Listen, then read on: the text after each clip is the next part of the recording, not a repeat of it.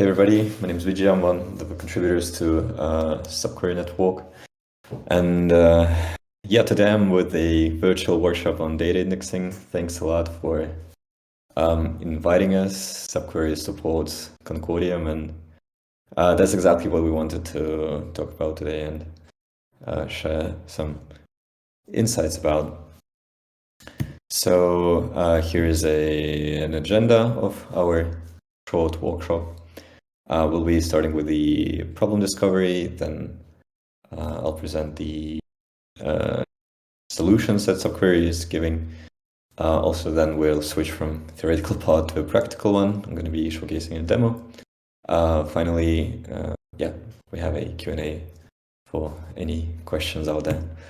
So, what is the problem, and why do you need a data indexer? So think of any dApp that you have ever been using, or think of like even maybe a wallet. So and every wallet is having a use case of showing a user a list of transactions that one was doing in the past. And in order for the application to obtain this list of transactions, the application itself isn't really like querying the whole blockchain and iterating over all the transactions but trying to filter the necessary transactions by like a certain value. Instead, it is usually done by something that is called an indexer. Indexer is a middleware that is indexing raw data from blockchain and then serving a easy to use API on top of it. And SubQuery is one of the best options if you're considering making a dApp, a data-intensive dApp built on top of Concordium, because it's a end-to-end blockchain indexing solution. So what do I mean by that? So SubQuery is offering the SDK, a open source data indexer, so like indexer itself. This is a very user-friendly tool, the feature of which I'll be mentioning a little bit later on.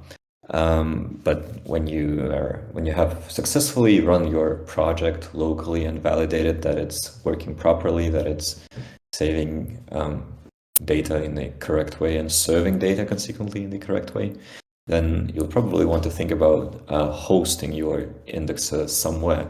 So that's where the managed services come. So managed service is essentially a cloud that is easy to use with SubQuery indexer. So it's a cloud solution for SubQuery. And yet it's a centralized solution. But if we're building on blockchain, if we build in a distributed realm, we'll probably want to have the solution for the indexer that is also decentralized and distributed. So here comes the decentralized network marketplace.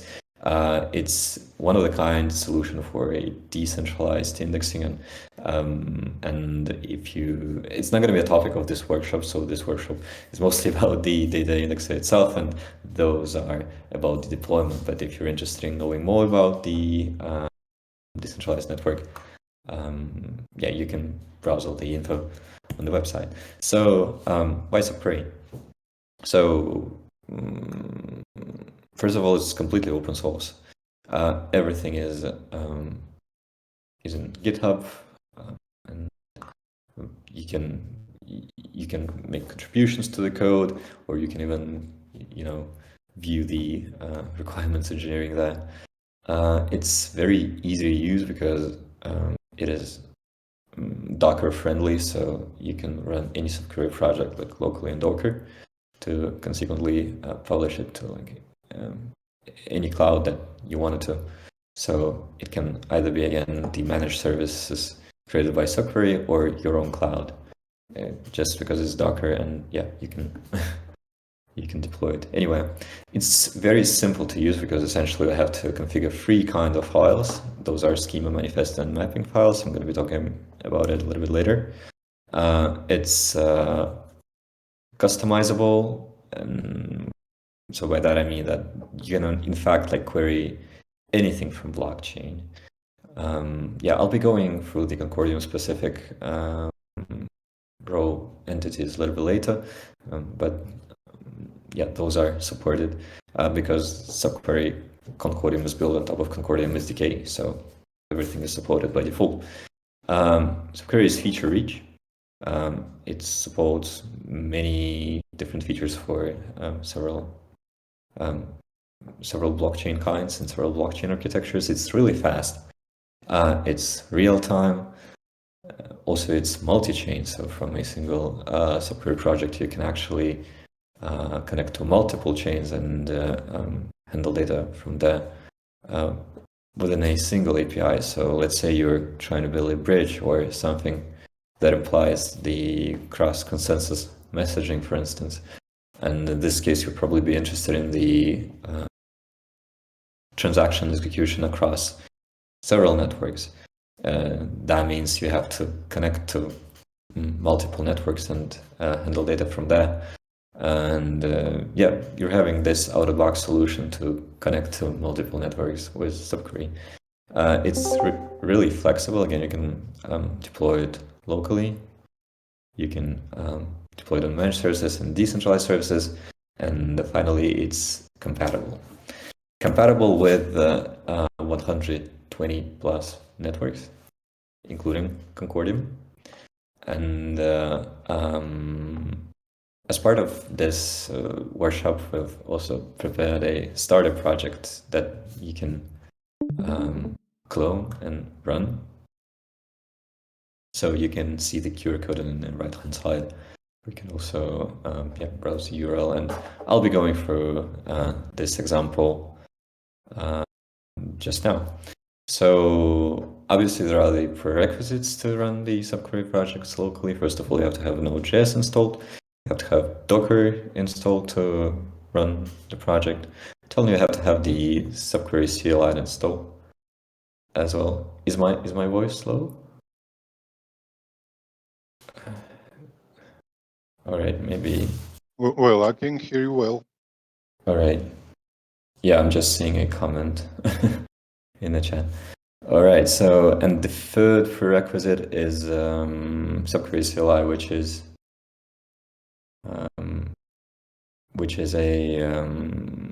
essentially a command line interface that is allowing a developer to seamlessly generate the types for the project, for the index that you're trying to build, and you will need the types to have a type safety as well as the good and seamless developer experience.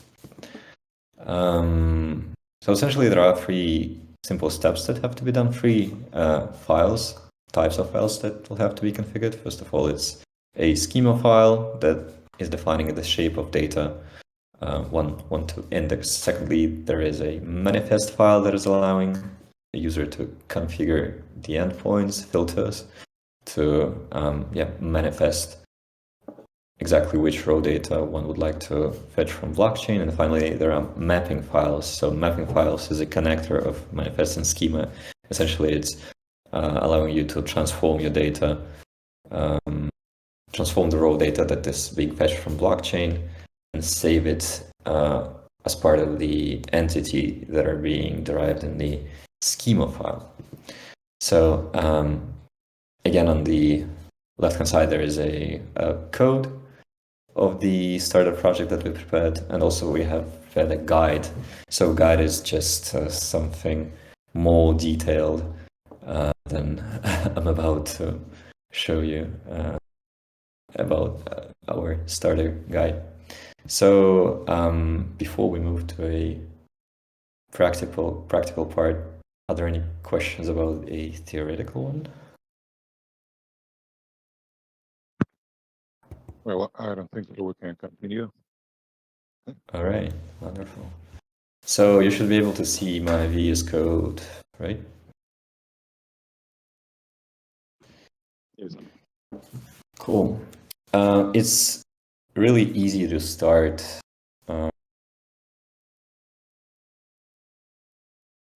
and scaffold your SubQuery index project. So if you have all the dependencies installed, you can simply type this command in the terminal. Then you have to select a name, and then you'll receive a list of the templates that we've prepared for you, including Concordium template. So if I select Concordium, I'm selecting it again, and then here I'm able to fetch the list of templates and fetch the template itself. So it may take some time and depending on the network. So I'm not going to be doing it now because I've already done it. And the template looks like this. So here is a typical project structure for a SubQuery project. I'll be going through 3 types of files that I've been mentioning previously, starting from a schema GraphQL file.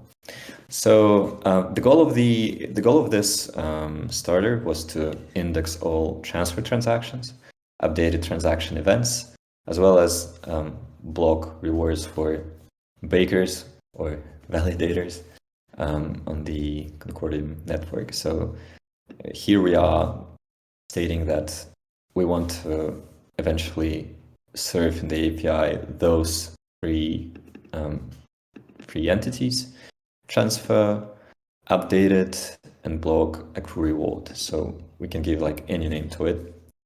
We'll just have to map it in the mapping afterwards. So this data will be queryable and fetched from our API. Then we're having a project.ts file that is a manifest file that is essentially allowing to manifest exactly which raw data you want to fetch from a blockchain. So I'm going to be directly moving to the network part. So here we're having the chain ID indicated, the Concordium chain ID. Here we are inputting the endpoint that we're planning to fetch data from. And here we indexing the data sources. Data source is essentially a data that we want to fetch from a blockchain. Let's go one by one. We're having 3 of those here. I'll be toggling off some of them. Just so that we can focus on a single one. So the first one that we want to index is a transaction with a specific filter, account transaction with a specific type transfer. So essentially here we're stating that we want to index the transactions from a blockchain that are of this specific type, and there are transfers in its essence. And once we fetch this transaction, we want to pass it as an argument to a function that is called handle transaction, but again, we can give any name to it. And essentially we have the same for the events. Here we're having a transaction event with the specific type updated, and this event we want to pass as an argument to this exact function, handle transaction event. Finally, same for special event. We are planning to pass block accrue reward events to handle special event function. So those handlers are mapping, are stored in the mapping files.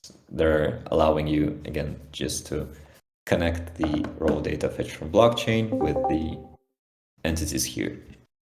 So if I open the single mapping handler, mapping handlers file, I'm able to see all 3 handlers here. So there is handle transaction event, there is handle special event, and finally handle transaction. Those are being served. Those are being called asynchronously depending on data is depending what data is being fetched from blockchain essentially. So let's just go one by one.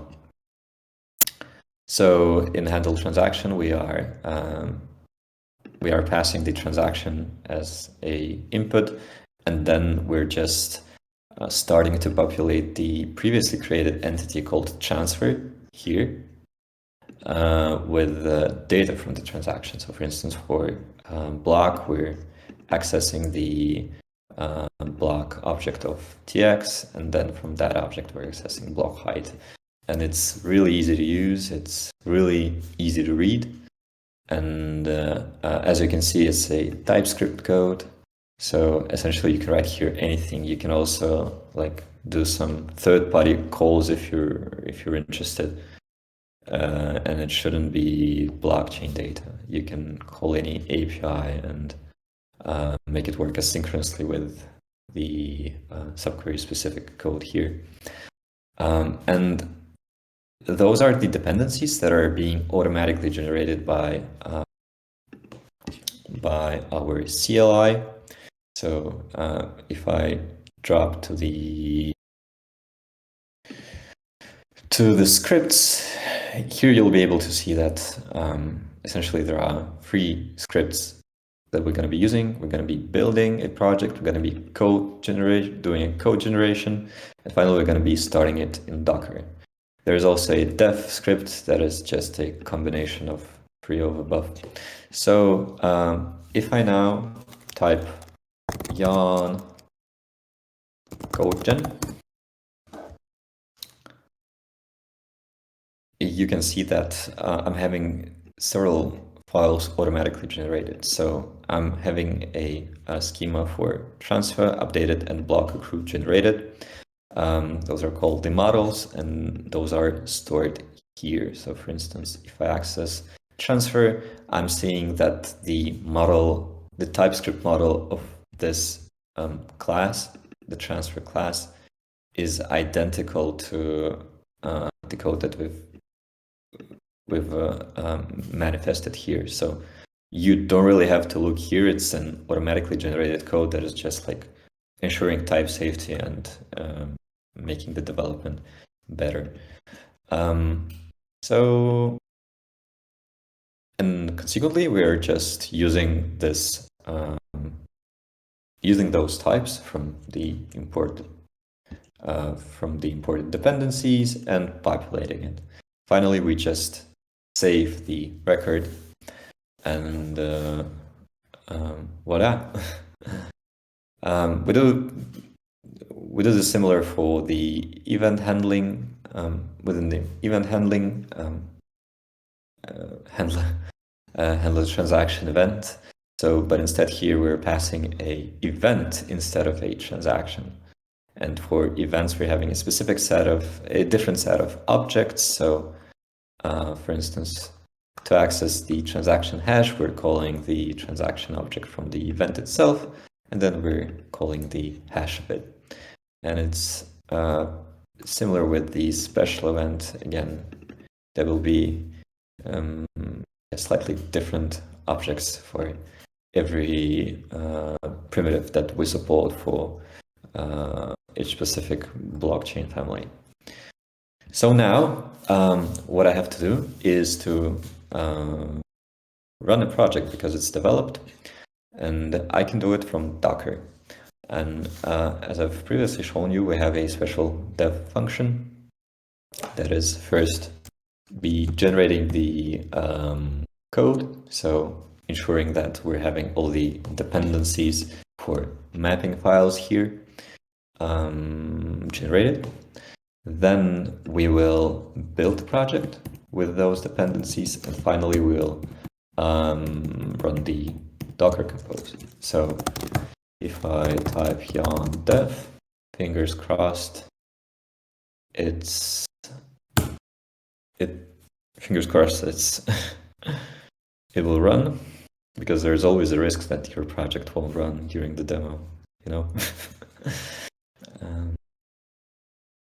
So yeah, we're seeing a lot of logs here, and yeah, the indexer is successfully running. We're seeing that the events and data is being fetched from blockchain and handled. We can see a lot of special event logs that we ask to print in the logs here, handling special event and block, and here is a block height, and we can see the block height dynamically changing.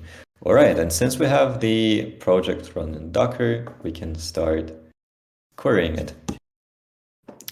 If you're on the project, you will have automatically deployed a GraphQL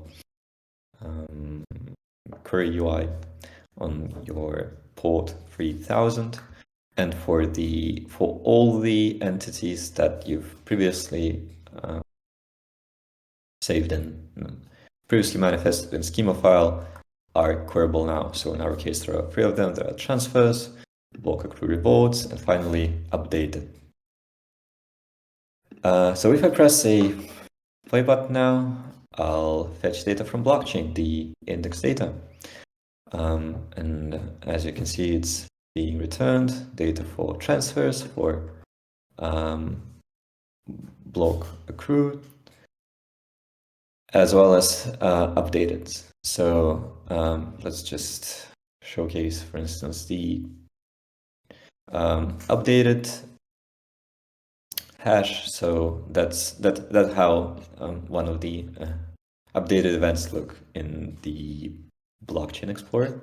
That's how the transfer look in the blockchain explorer, and that's how the baker rewards look. So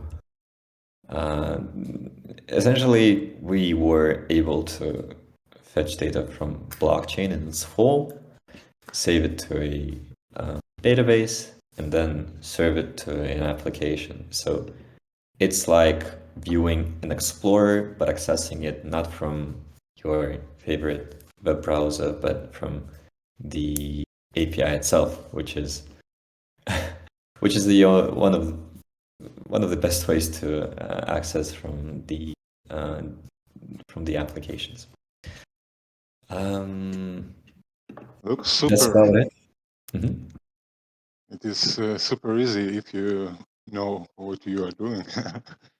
So, yeah, just keep going. Yeah, definitely. So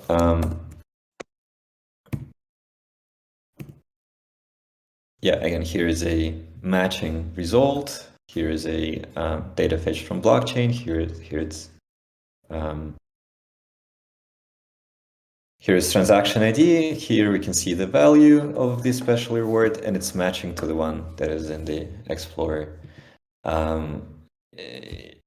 Yeah, Pablo, you're exactly right that you should always know how to work with data. In some specific cases, you will even have to, look to the source code of the smart contract and like trying to understand the intricacies of it so that you are serving this data properly. But yeah, like fetching it using Indexer is easy, and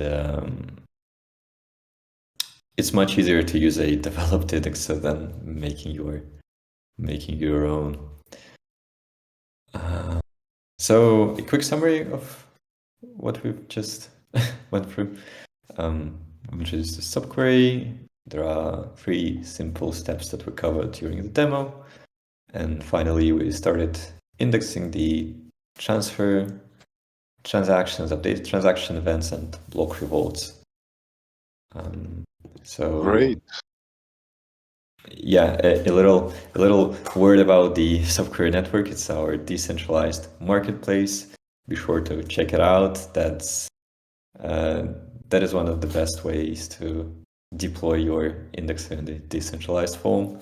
Finally, everything that I've just told is covered in the tag documentation. And yeah, now it's the time for Q&A. Questions and answers. Yeah. Thank you for this great performance. Despite the absence of the participants in the live session, I hope this video will help future developers on Concordium. We look forward to further progress with SubQuery. All right. Thanks again for this presentation, and Merry Christmas to you. Thanks a lot, Pablo. Merry Christmas to all the listeners.